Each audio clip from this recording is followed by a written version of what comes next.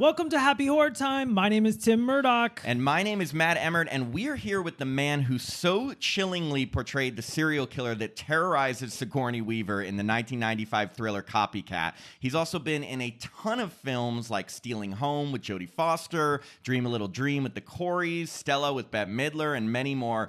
Please welcome to the podcast, William McNamara. Hi. Hi, how are you? Great, how are you? Very good.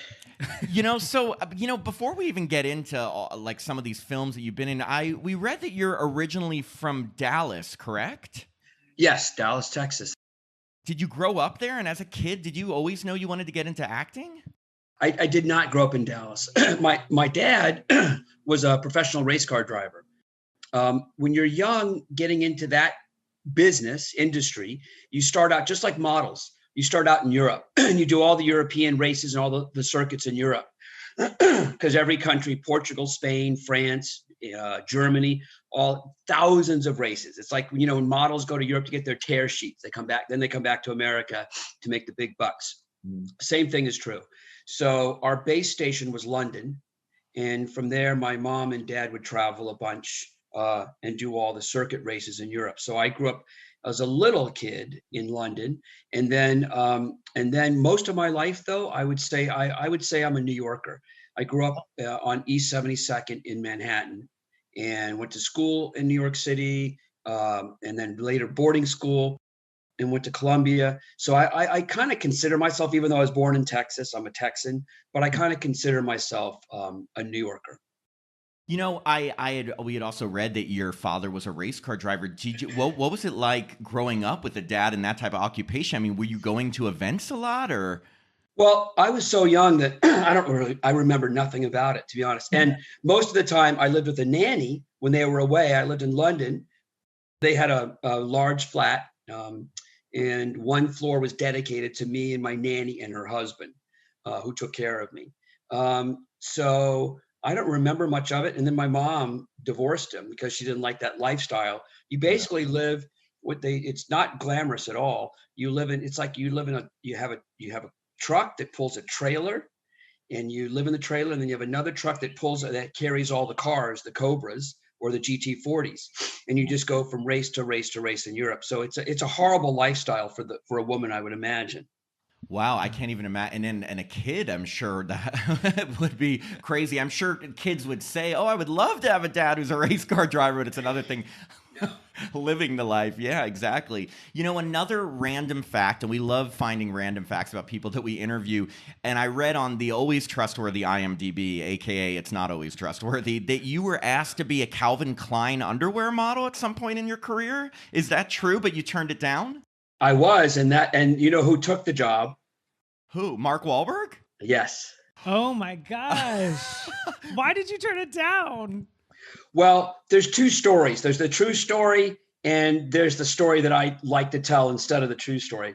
Tell us the fake one first and then the true one. Well, the fake one first would be, Carolyn Bissett. She was married to John Kennedy. Yeah. Mm-hmm. She used to run Calvin Klein's company. She was like the president of marketing or something. So, and my mom was good friends. Like I said, I grew up in New York City. My mom was good friends with Calvin. And my mom had done a couple of big events with Calvin. So Calvin knew me when I was a little kid. His daughter, Marcy Klein, was a friend of mine growing up in New York City. Wow. So I became an actor. And what had happened is, and I went to a couple of Calvin Klein events when I was in the 90s. I was pretty famous. So I got jetted into these events, Calvin Klein events, and got a phone call out of the blue one day from Carolyn Bissett. She said, "Hey, Billy, Calvin just saw you on cable in Chasers, movie I did that Dennis Hopper directed with Tom Berenger and a bunch of other people." Of course, yes. And there's an underwear scene in that where I'm running around the barracks in my underwear, just in these tight little tighty whities. And I had trained before I did that movie. I trained with a personal trainer for like 2.5 months. Of course, you're going to be on a huge screen, of course. Yeah. Yeah, I mean, I think we all would, knowing if we're going to be in tighty whities on film. So I did some hardcore training. I did the diet. I worked at Gold's twice a day, once in the morning, once in the afternoon, for like 2.5 months. And I just ate protein. That was it. and I got a pretty good body, And so so she said, Calvin just saw you in Chasers, and he wants to offer you his next big underwear campaign. Wow. And it's $250,000 I like this. for a day's work. So so the story that I like to tell, like I told in a few talk shows back then, was I turned it down because I didn't want to do that for my career. I don't want to be known as a model. That's not true. I would kill someone for that. Yeah. Tim wants to be known as a model. So okay, so that's the story. Okay, now what's the true story? True story was I told Carolyn, I said, wow, I am not in that kind of shape right now. I could get in that shape, but I would need 2 months. She said, no, Calvin's doing it next week. Oh. I can't. I can't because I just didn't. I didn't have the body. It's hard to maintain that body. I did it. I had a purpose for that. And as soon as that movie was over, I went back to like eating pizza and junk food and Haagen-Dazs every night. My old self. And Wow. I just was not in shape at all. Stopped working out completely. And so they said, all right, we're gonna move on. Wow. So you're saying, though, if they had contacted you, say, like right as you were filming Chasers and had the body, you probably would have done it, and then Marky Mark wouldn't have had that campaign? $250,000? Absolutely. That's a good payday any decade. And also, those pictures of Marky Mark are still well known. They're still well known. But I get it, though. I mean, just in terms of a person who's tried to keep working out, it's tough as someone who the whole world just lived through a pandemic, it is hard to maintain that body. I mean, yeah, maintain a body, and especially because I take it you were in your 20s then, or? Yeah, in my 20s. Probably, yeah. 5. Oh, wow. Wow. Well, that's a really cool story, actually. Yeah. Moving on into, I know you've been in a ton of movies and TV shows, but since our podcast is all about horror, we wanted to chat with you about a couple of the films in the genre. And the first being Dario Argento's 1987 Italian horror film Opera. So was Opera your feature film debut? No. No, I had done a little movie called The Beat, a little independent New York City movie. And then I think, I can't remember. Well, I had done The Beat with John Savage, if you guys remember him. Yeah. From Hair and Deer Hunter, stuff like that. And John Savage had said to me on that movie, said, hey, I'm going to do a movie in Rome, a miniseries in Rome. And I'm going to put you up to play my son. I'm like, fantastic. So what happened was it was a big miniseries. It was a combination of Canal Plus. It was a French-Italian co-production, Canal Plus and Rai TV. And so what happened though is it's a crazy story how I got Opera. This is going to lead to Opera. So when he was doing the miniseries, they agreed to have me play his son. So I'm like, wow, my first movie ever. Now I'm going to go to Italy and do a miniseries, Italy and Morocco, the Sahara Desert, for 4 months. So I get the job, and then all of a sudden, John Savage drops out, and they hire Michael York. Then they hired Christian Slater to play the son. So now I'm out. So you're in a foreign country. What are you doing? Yeah. So what were you like? Hey, any movies casting? No, I wasn't there yet. I wasn't in Italy yet. I was still in New York City. Yeah, I was just told you're not in it. You're not coming to Rome. I was disappointed. But Christian Slater, right before they started shooting, about a week or two before they started shooting the miniseries, he dropped out because he got a way better movie. He got that Italian movie, the Sean Connery. The Rose? Something the Rose. Something the Rose is great. Something the Rose. That's right. With Sean Connery. Great movie. So he got that movie. So now the role is vacant. So I took a chance. I flew to Rome on my own dime. I went to I knew nothing. I've never been, and I stayed in a little motel on my own, and I got to the studio Cinecittà, which is a very famous Zeffirelli, Bertolucci, Antonioni, they all shot it. This is a very famous studio. All the great Fellini movies were shot there, Bertolucci movies, everything. And so I got there and I asked for the production. And it's not like Hollywood where they, Paramount, oh, stop, we got, you can't come in here. They're like, oh, sure, come, hey, come on in. So I went to the production office and they said, yes, who are you? I said, I'm William McNamara. Yes, well, yes. And I said, is the director here? Well, yes, but what do you want? And I said, well, I'm here to play the role. I can't remember the character's name. And like, oh, well, and then the director came out and looked at me and said, well, if Christian's wardrobe fits you, you have the part. So they took me to wardrobe because the Italians it's a period piece. So the clothing is very important to Italians. That's more important than the actor, believe it or not. And so his clothes, Christian Slater's clothes all fit me because they're all tailored to him. Oh, nice. And they fit me perfectly. So I had the role. Wow. So how did that lead to opera? Because I was going to ask you about, I'm in Rome shooting a miniseries for 2.5, 3 months. Mm-hmm. First Morocco for 2 months, and then Rome. While I was in Rome, I used to be a party guy. So I was going out every night, and I met all these people, all the Dario Argento in Italy was a huge director. Yeah. I mean, in Italy, he's revered. Yeah.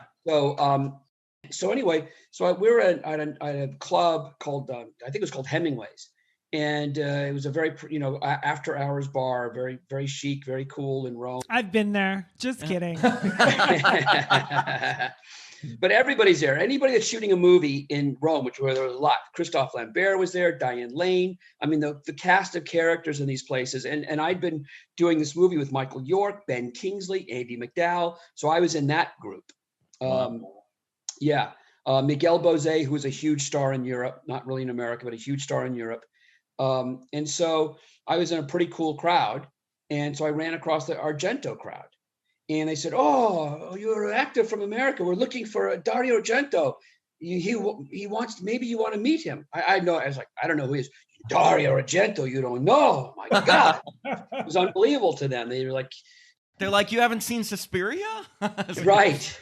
Never heard of it, Although I did used to date Jennifer Connelly. We were kids. We were dating, and she's in one of his movies. Oh, yeah. What's it called? Creepers? No, I don't know what it's called, but she's in one of the big movies. Yeah, I've seen it. It's disturbing. Yeah. So anyway, they said, come to the what was it called? There's another big studio in Rome, and he was shooting at the other big studio. So I went on my day off. I met him, and I thought I had to audition because you have to audition for stuff.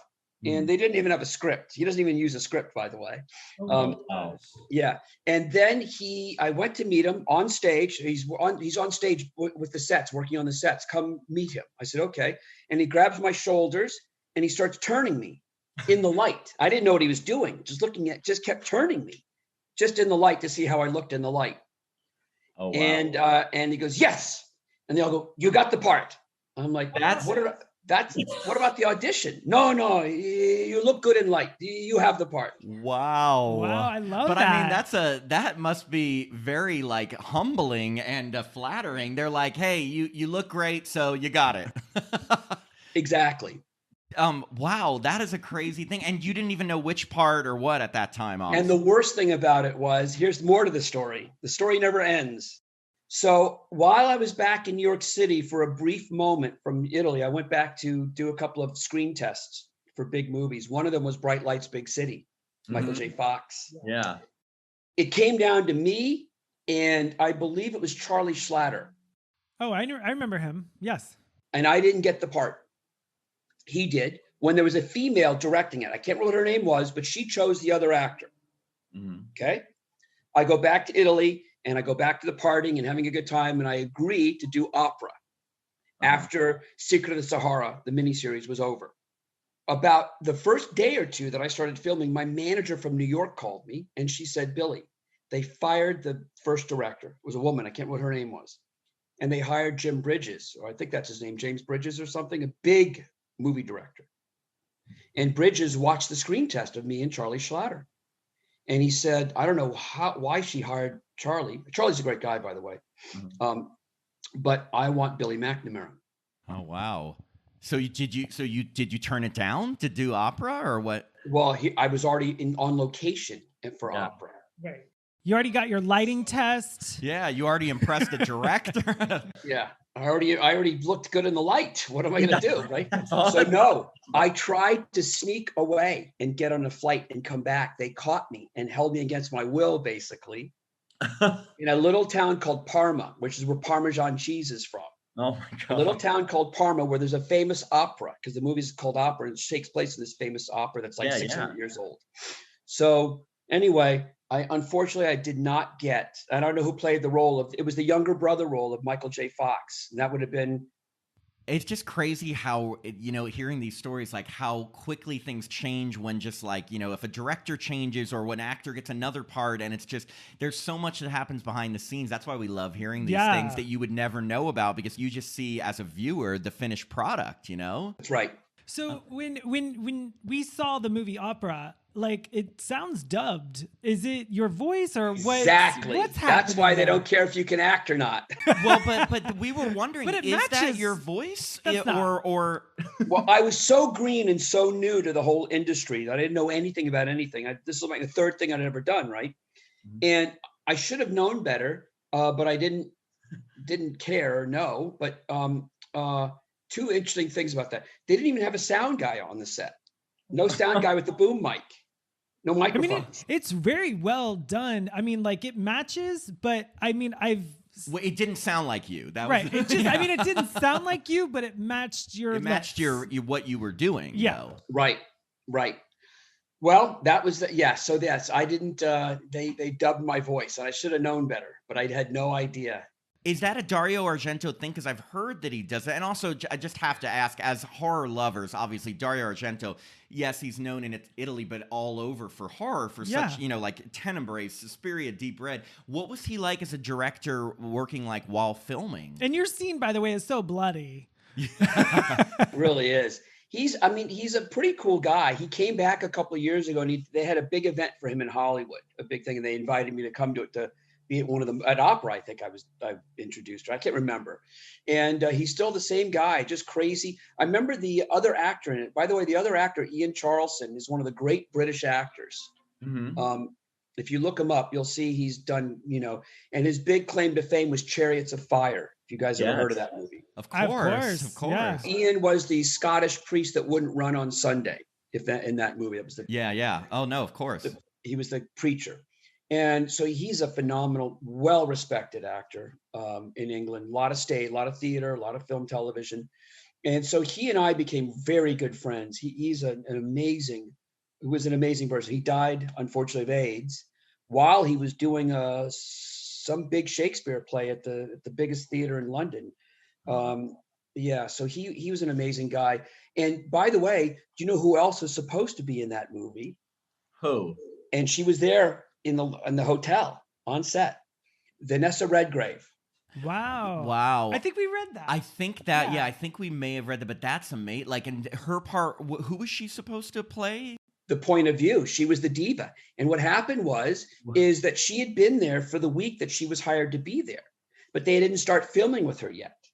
And they paid her $250,000. Oh my God. After that week was over, she personally got on a plane and went back to America. Wow. Yeah, Doesn't she get run over at the beginning though, and then you barely see her? So what happened was she was the star of the movie, Vanessa Redgrave. And so what happened? They paid her. Jeez. And so what happened is they called the agent. She checked out of the hotel. And the agent said, yes, she was there for a week, the week that we agreed upon. Oh, no, but she's not. We're going to shoot her this week. Yes, but we agreed on last week. No. So they lost their money and she went home. And the Italians are very like, they're not organized. And they're like, everything's a family. No, tomorrow, whatever. Maybe tomorrow. I don't know.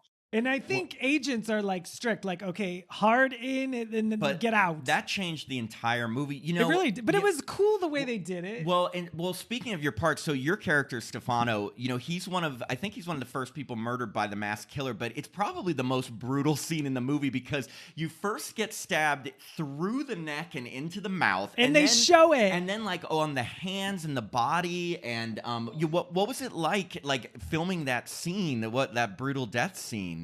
Horrifying. And the thing about Dario, he has no sense of compassion or actors in Italy, unless you're a giant star, actors in Italy are treated like just meat, like props, like a wooden prop. So, I mean, they were using that knife all over my face, and it was scary. It hurt. Oh my It was a collapsible knife, but still, if it hits you in the eye, it's gonna hurt, And Dario had so it was actually a very a torturous, scene for me. It was terrible, to be honest with you. Oh my God. Was it filmed in one day, hopefully? Yes. Oh, that's good. There's a lot of scenes that look like they probably were torturous, like the multiple scenes where the girl's eyes are held up by pins. I don't even want to start with how that was done because I can't. Terrible, right? Because if he didn't care about you being stabbed over and over, I can't even imagine how he was with the girl who had to, or I don't even know how did they do that without hurting her? I mean, obviously it wasn't real pins or I don't know if you know. Pins, it was all fake. And she just held her eyes open like that. It was all fake. She had the easiest job. Another really crazy part of that movie is all of the Black Crows. And we were just wondering, were they all real?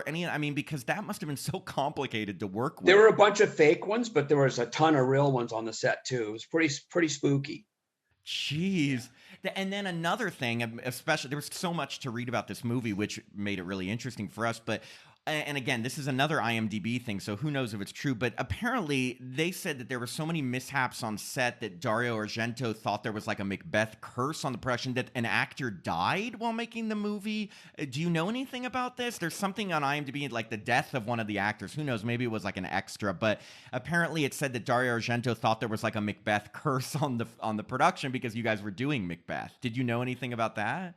No, I did not. Nothing about that. No, but I was pretty sort of removed.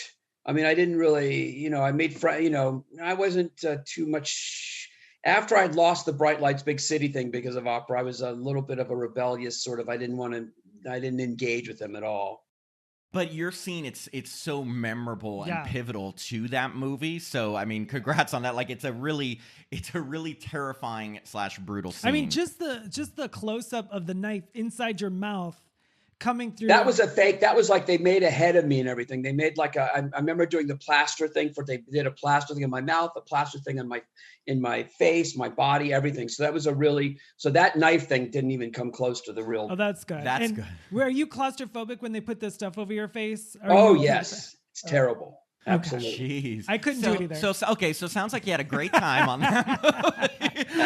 No, well, so flash forward about 8 years to 1995, and then you get cast as the copycat killer, Peter Foley, in Copycat. And I've just got to say real quick, not only do we love this movie, but your performance is just so terrifyingly good. You really captured the essence of a serial killer, so bravo for that. And we just want to know, so how did you come upon getting that role? Because it seems like, I know a lot of the movies up until that point you had played maybe more like boy next door, like nice boy characters, and then suddenly you get put into this serial killer role. What was the audition process like for that movie? That's another great story. So basically, the producer of the movie is a guy named Mark Tarloff, who did a low budget movie with me and Elizabeth Shue and Dylan Walsh. Was it The Radio Inside? Yes, Radio Inside. Tim is like IMDb here. But I didn't know Jennifer Connelly's movie. I wish I knew it. We'll find it out, but that's funny. Okay. It might have been Suspiria. She might have been in Suspiria. Oh. I don't think she's in this one where she's attacked by bugs. I'll figure it out. We'll figure it out. Yeah. So anyway, so that one, so the director had come to one of the screenings because he and Mark Tarloff are really good friends too. And it's a low budget movie, but my performance is really good, but I play a really nice guy in it. But very emotional, very dramatic movie. And so the director had seen it. And I got a call from my agent at CAA and said, "Hey, Billy," and I lived in Malibu at the time on the beach. He said, "Hey, Billy, Mark Tarloff's producing this big movie called Copycat, and I'm going to send you the script, and the director's interested in meeting you." I said, "Okay, great, wonderful." And it was the same cast director, Billy Hopkins, who cast Radio Inside, and he's casting this big movie, Copycat. So I read the script, and it's about a serial killer. But there's a role of a detective who plays Holly Hunter's partner, a male detective. Yeah, Dermot Mulrooney. Yeah. So, and I thought, because I'm the boy next door, steal all these movies I've done, this nice guy, boy next door guy. And so I read the script. I figure, okay, he must want me for the detective, Holly Hunter's partner. And I knew Sigourney Weaver and Holly Hunter were in it. So anyway, so I went to the meeting, and it was at the Chateau Marmont. I had to drive all the way in from Malibu to West Hollywood. So I meet for like an hour and a half, British director, John Emile, really nice guy. And we talk, and he says, okay, very nice to meet you. I saw you in Radio Inside. You've got a great actor. You're a very good actor. And I just wanted to meet you. I don't think there's a part for you in this movie. I'm like, glad I drove to West Hollywood. You're like, back to the beach. I go back to the beach, and I call my agent and say, hey man, I drove all the way in from Malibu to this frigging meeting. He doesn't audition me. He just tells me he doesn't think there's a part for me in this movie. Wasted my time. And he's like, well, I'm sorry, Billy. I'm sorry. I said, yeah, don't waste my time, man. Don't do that to me. It's BS, So about 2 or 3 days later, my agent calls me and says he wants to meet with you again. I'm like, you want me to drive to West Hollywood again to BS for an hour and a half? I don't have time for that, man. I don't want to do that. He's like, no. He's really interested in meeting with you one more time. So I said, all right. So I drove in. He gets a camera. Billy Hopkins gets a video camera out, and he starts interviewing me. No audition, but just talking about my life. And it's very emotional roller coaster for about an hour. Pretty amazing, right? And I was like, that was interesting, bizarre. And so I leave, get a phone call from my agent. Yeah, not interested in you for anything. I'm like, what a waste of time. Oh my God. Like, what a waste of time. I was like, well, whatever, man. I don't give a crap. So about a week later, my agent calls and says, they want you in the movie. I'm like, oh, fantastic. Holly Hunter's partner? No, the serial killer. I'm like, the serial killer? I don't know what to do with that role. There's no way I could do that. I'd seen the Jodie Foster with Tony Hopkins with that serial killer. Remember him, the butterfly guy? Buffalo Bill? Yes, of course. Yeah, Buffalo Bill. I'm like, that's just not me, man. I don't think I could do it. I mean, you mean you didn't want to dance around with your package between your legs like he did? So so you get the role, like what mindset or how do you begin to be a serial killer? So hold on, I didn't want to do it. I told my agent, I said, I don't think I can do it. I want to play the detective role. It just, I don't think I can play a serial killer. It just is not me. And so my agent said, all right, we'll go back and I'll ask for the detective role. And so my agent called me up and said, they don't want you for the detective role. They want you for the serial killer. And the director told me to tell you that you have to trust him. You can do it. So, wow. Yep. So I said, all right, Sigourney Weaver, Holly Hunter, Warner Brothers. I'm just going to say yes and wing it. Hope I do whatever I can do. So I get the role. And so right away, I'm a good hard worker. So right away, I start researching for the role. And I contact a guy named Robert Ressler. He was the deputy chief of the FBI. Oh, we were thinking Robert Rustler, who was an actor in Nightmare on Elm Street Part 2. We were like, This is the guy they made the TV series that's on Netflix right now, but the two guys that started the profiling unit at the FBI. Oh, okay. Series on Netflix about serial killers. Yeah, wow. And so he was one of the two guys that started the serial killer profiling at FBI. And you just had a contact to him, or how did you get in touch with him? I tracked him. I read his book. And I found his agent, and I contacted his agent because he wrote a book called He Who Fights Monsters. So basically, he's a world-renowned. He's like the FBI agent that found every serial killer in the world. He's the guy. Wow. So, and he's the guy they based that series of movies on that Jodie Foster was in. There's like 2 or 3 of those movies. They're based on him. He's the FBI agent that tracked all these people down. So anyway, I contact him, and he says, yeah, meet with you, charge $250 an hour or whatever. I was like, great, whatever it is, I'll pay for it. I met with them, all day long, went through all this stuff and gave me all these, lots of stuff, just crazy stuff he showed me that, I probably should not have seen or heard. And so I did a lot of research, and then I even doubled up on my research. I contacted a guy in Newport Beach named Dr. Park Dietz. He is the foremost forensic psychiatrist in the world. He is the guy that interviewed Dahmer for the prosecution.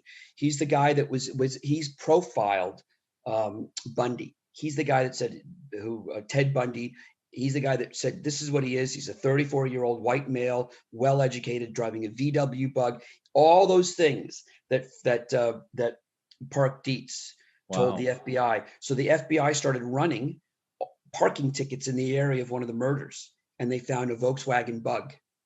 Wow. They got a parking ticket. So these guys know serial killers. This guy knows serial killers. And they went and they got his driver's license, and it's Ted Bundy, 34-year-old white male who had gone to grad school. Yeah. And Park Dietz says, that's your man. And it was. So Dietz is famous, world famous for who he is. And so I started working with him as well. And so I did an enormous amount of research. Wow. I did so much research that when I got to set, Sigourney Weaver had heard about all the research I'd done. So she hired Park Dietz and flew him to the set so she could work with Dr. Dietz. Okay. Wow. So then I guess, well, two questions leading into that. Number one, since you had already done so much research on it, did you come into the film kind of with a character in mind, or did the director have a lot to do with giving you kind of the, some of the character to play, or did he let you kind of take control since you had done all this research? Well, I think everybody's intimidated by all the research I had done. So they knew you knew it better than the director could ever know a serial killer. But that's the bad news. The story goes bad from here. Oh no, what happened? So I do this before I create this serial killer. Mm-hmm. And everybody thinks I'm brilliant in this because I did all the research. Yeah. And Park Dietz, they've done so much research that Sigourney had to hire Park Dietz when she heard that I had. She's like, oh my God, well, bring him to the set. So I did all the research and finished the movie, and everybody says I did a great job. The most amazing serial killer, unique ever, like nothing like it ever. So I'm excited. I get a letter from the head of Warner Brothers saying, you're a genius. We're going to want to make movies with you. Wow. Nice. Wow, great. About 3 months later, me and my friend are walking through Westwood. And these two young girls sitting outdoor at a little cafe. They scream out to me, hey, we recognize you.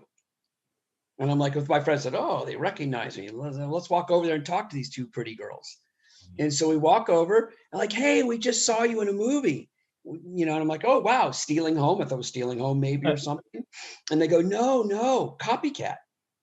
I'm like, Copycat? It's not out. Yeah, we were at a test screening in the Valley. I'm like, test screening? What's that? And they're like, that's where they show the rough cut of the movie, and then they ask the audience to write to answer all these questions about it. Yes. I said, oh wow, well, how was the movie? Terrible, they said. They said that to you. They called you over to what tell you. Sweet girls. I know, what nice girls. It gets worse. And I said, well, how did I do? Terrible. What? I can't believe Who it. are these girls? Said you scored the lowest out of all the actors in the movie. What? Wow.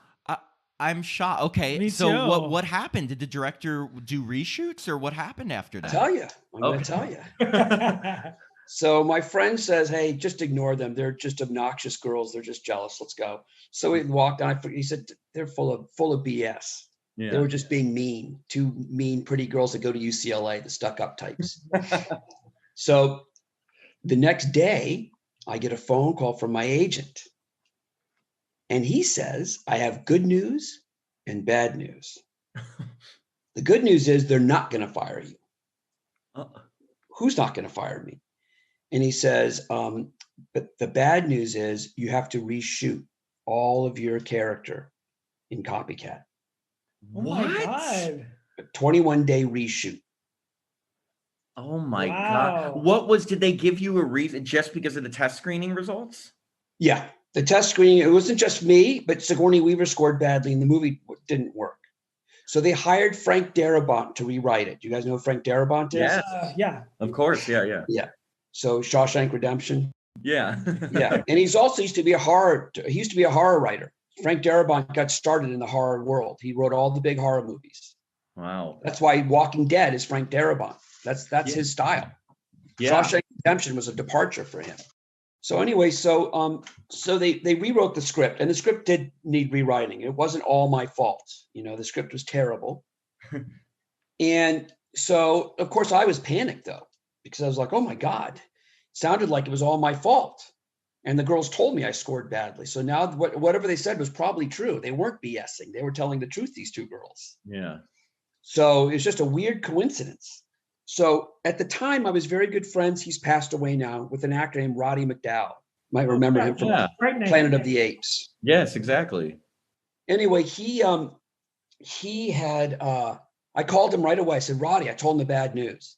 They're like, oh my goodness. All right, well, we'll wait till they get the rewritten pages, until, the guy rewrites and then when you get it, the rewritten pages, call me.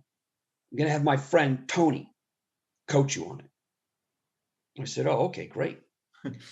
So, and I don't know who Tony is, but I know Roddy McDowall knows everybody, and anything he says, it's going to be the best person in the world, because he just knows everybody.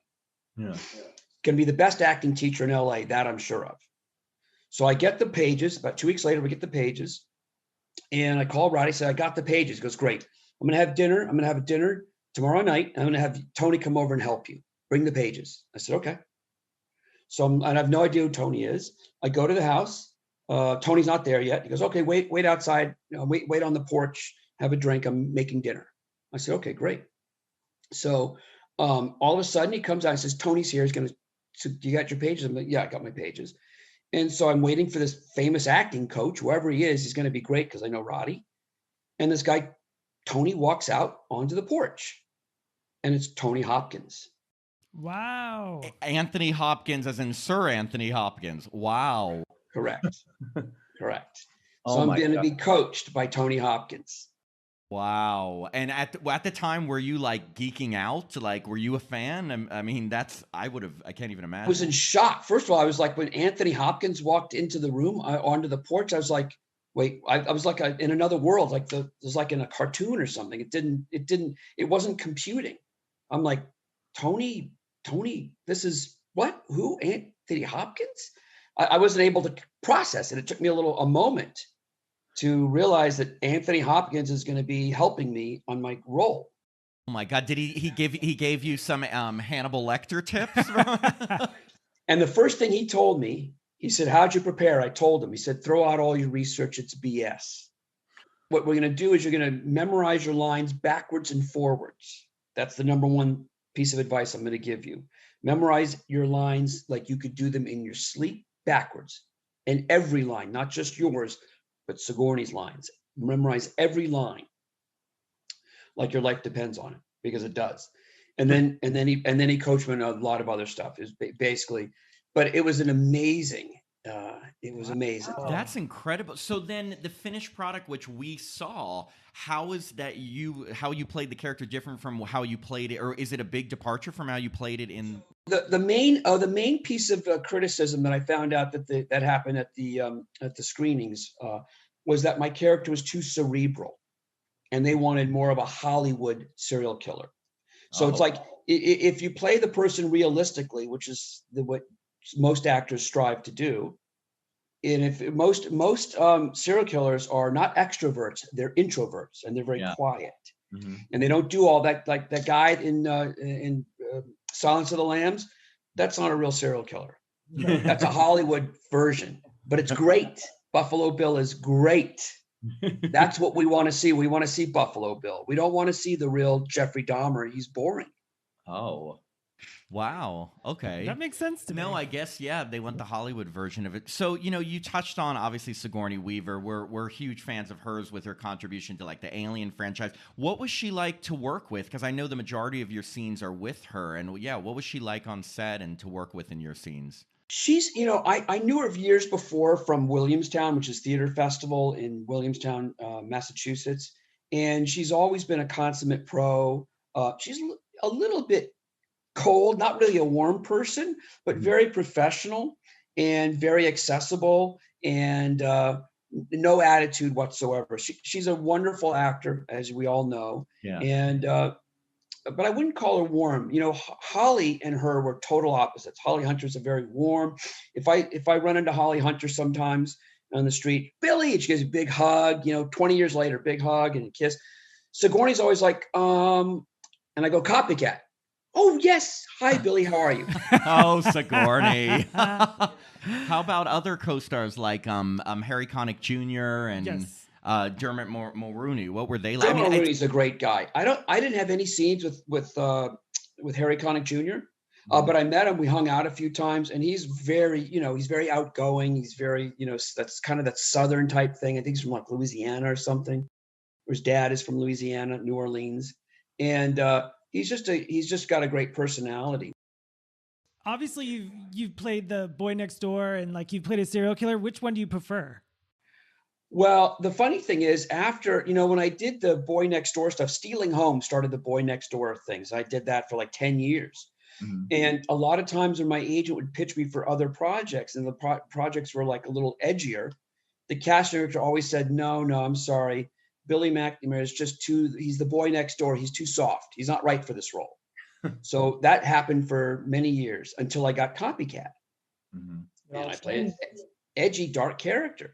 So then after I got Copycat, unfortunately, they tried to pitch me for the boy next door roles, the leading man roles, like the young Tom Cruise or something. Mm-hmm. And the casting director always said, no. Billy McNamara, he's a serial killer from Copy. He's too dark. He's too edgy. He's not right for this. You just can't win in Hollywood. You're damned if you do, and you're damned if you don't. Wow. So one of the big scene, or your big scene that we wanted to talk to you about, the big climactic scene in the bathroom at the end, where Sigourney Weaver is like hanging on the rafters yet again. How long did it take to film that? And was she hanging there the entire time? Like, how did that film go? Because it's such an intense scene. Well, that they had to build a special bathroom. They couldn't use a real bathroom. They had to make a huge bathroom because they had to get a camera inside there. Mm-hmm. That was a very difficult scene, and that took at least 5 days to shoot because it was very complex. All the different camera angles in that, so it took a long time. And she was on a harness from behind, so she was also being held up from behind. So she was never really hanging. Obviously, she was on a harness, so that you couldn't see. So then she would just lean her neck into it on her own, But did she really spit on you? Was that her really spitting on you in the scene? That was uncalled for, in my opinion. Yes, she spit on me. She did. Wait, that wasn't in the script, and she just did it? Oh, Sigourney! Next time you see her, she had coffee breath. It tasted like coffee. Oh snap! That's hilarious. That may be the funniest thing that's great. But that scene looked like it was very intense. Imagine if I had done that. I would have been fired in a heartbeat. Yeah, if the tables were reversed. Yes, of course. No, I get it. You're like, so then your reaction is genuine, obviously, when you get spit on. Wow. Was it one take? It was one take. What Tim was saying, the premiere. What was it like seeing it in after you had to do all these reshoots? What was the premiere like and seeing it on the big screen for the first time? And were you happy with the final? I was.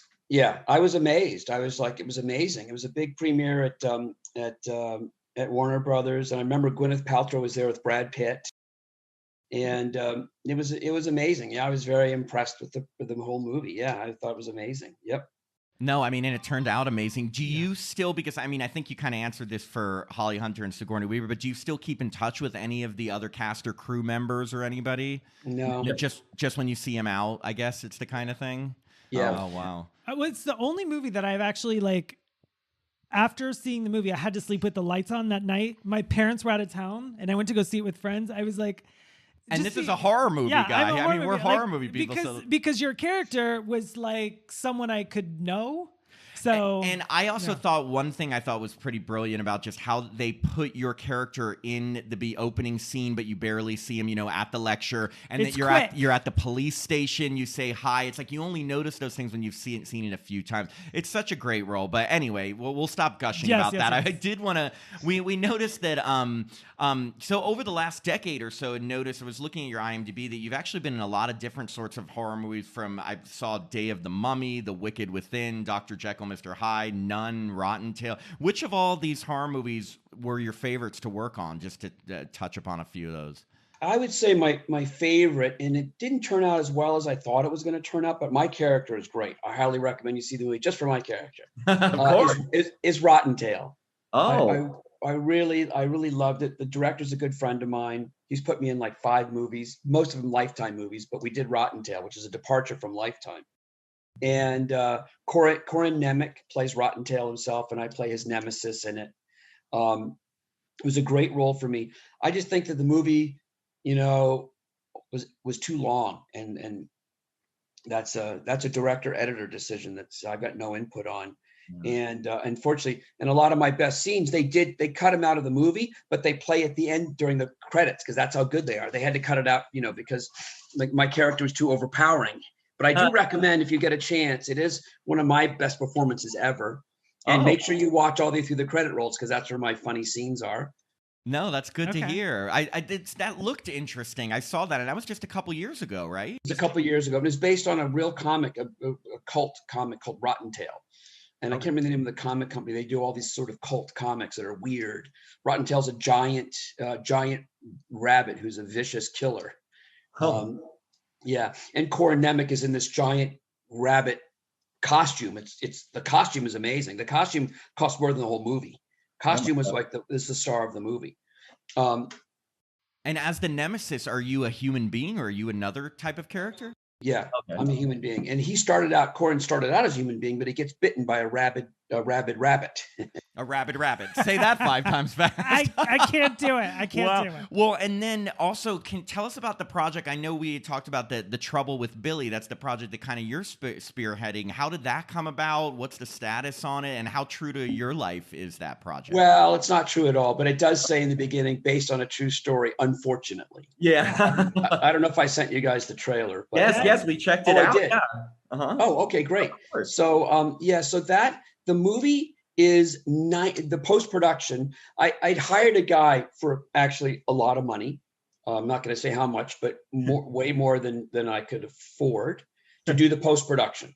Mm-hmm. And he didn't do a great job, and he took a long time. 6 months, put me behind 6 months.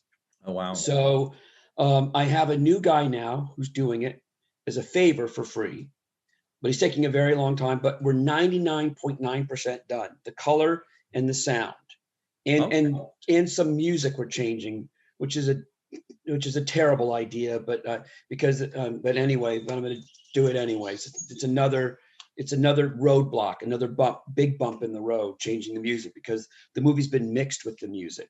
So now we have to take some music out and put new music in and then remix that section of the movie. So it takes a long time.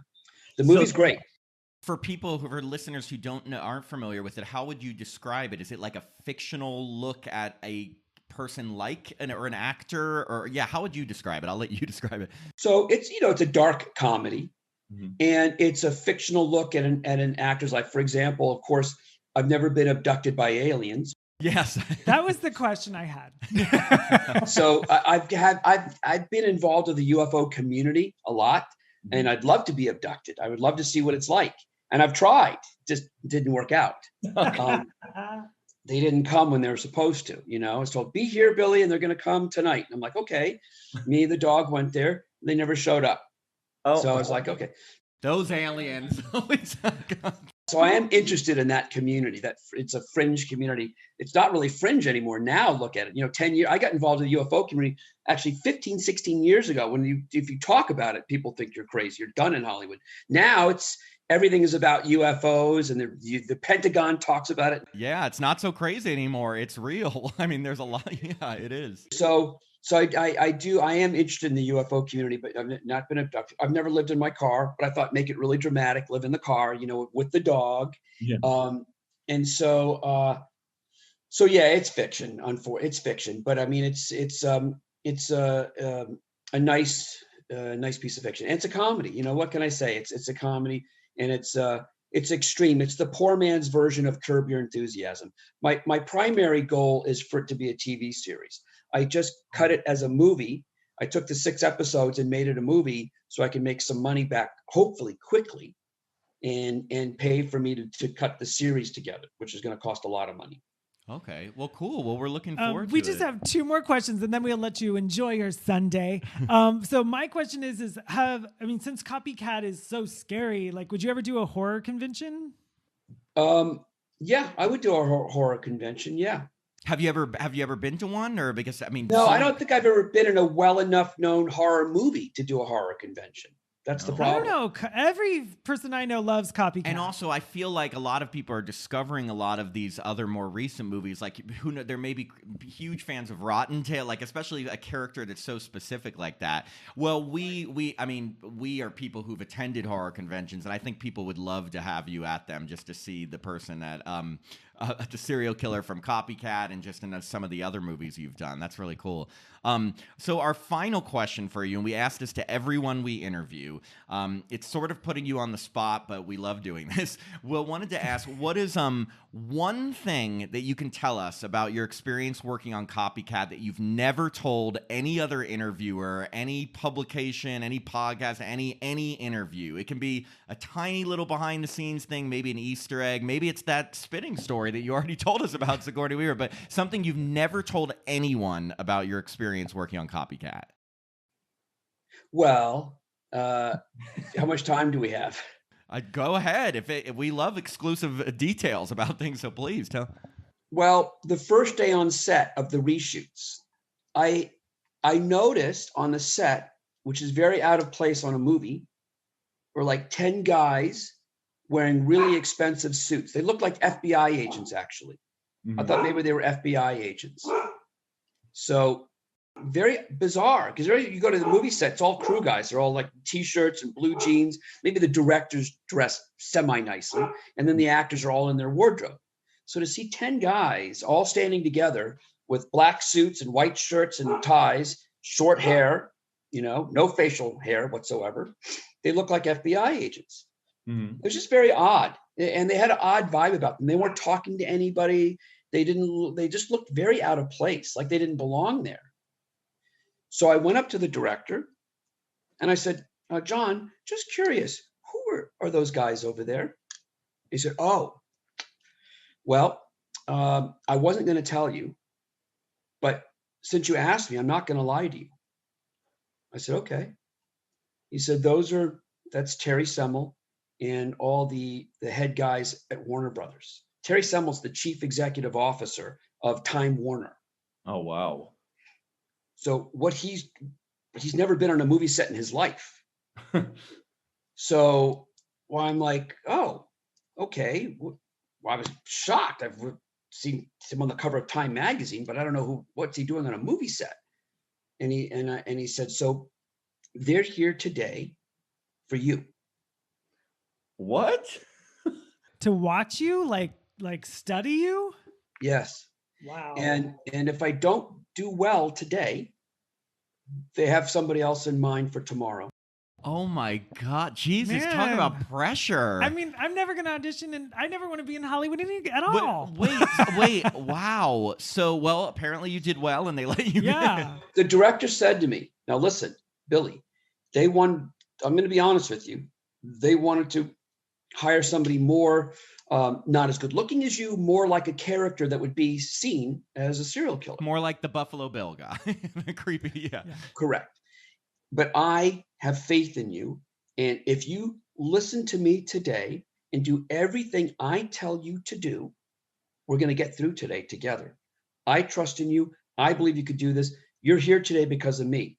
So we're going to work together today and we're going to get through this. And you're going to be here tomorrow." Wow. Oh my gosh. At least he's on your side. Yeah. So I'm like, okay, great, wonderful, great.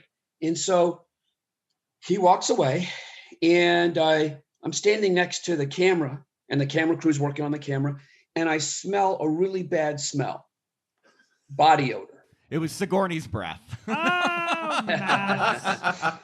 So, and I thought to myself, wow, this camera assistant, focus puller, he smells bad. So I had to move away from him. So I thought, wow, he's got bad body odor. My goodness. So I go over to the craft service table and Sigourney's stunt double is there. She's a female stunt woman. and I smell her, and she's got bad body odor. And I'm like, wow, all these people on set have bad body odor. What is going on, man? So then I go over somewhere else because I want to get away from this person that stinks. So all the 2 people so far stink really badly. So then I go over I'm staying by myself. I'm like, wait a minute. There's nobody here, but somebody stinks really badly. And I'm like, oh my God, it's me. I had done an adrenaline dump. And if you've ever smelled adrenaline, it smells like skunk. It's a horrible smell. I was in such terror and fear of getting fired that my body let out this chemical that smells horrible. I've never smelt it before. I've never smelt it after. So you had some pressure. Wow. So, oh my God. Well, first off, thank you for telling us. Yes. That's one of the best answers I think we've ever gotten to that question, because people will come up with such random stuff we love, but like that is intense. Wow. So, the type of pressure to. Yeah, I don't know how you're supposed to perform knowing that 10 men in suits are watching your every acting choice. But it is nice, like Tim said, that the director was on your side, because, obviously it could have been the opposite. And the director could have been trying to get another person in there. But the fact that the director supported you, that must have been nice. But wow. Yeah. Wow. Well, that is amazing. Well, I just want to real quick thank you so much for taking the time to chat with us. This has been such a great interview. We've learned a ton. And thank you to David Morwick for connecting us. Yes. Yeah. Yes. Nice guy. He's been really helpful with us. Well, thank you so much. Seriously, it's been our pleasure. It's been so much fun talking with you. We will keep in touch and let you know when the episode is coming out. It's probably over the next couple months. And we will email you. So hopefully if you see happyhorrortime@gmail.com, make sure it doesn't go to your spam folder. Yeah. And we will be in touch and let you know. But this has been really great. So thank you so much. Yeah. Awesome stories. Yes. Well, take care. Enjoy the rest of your afternoon. Thank you. Okay. Bye. Bye.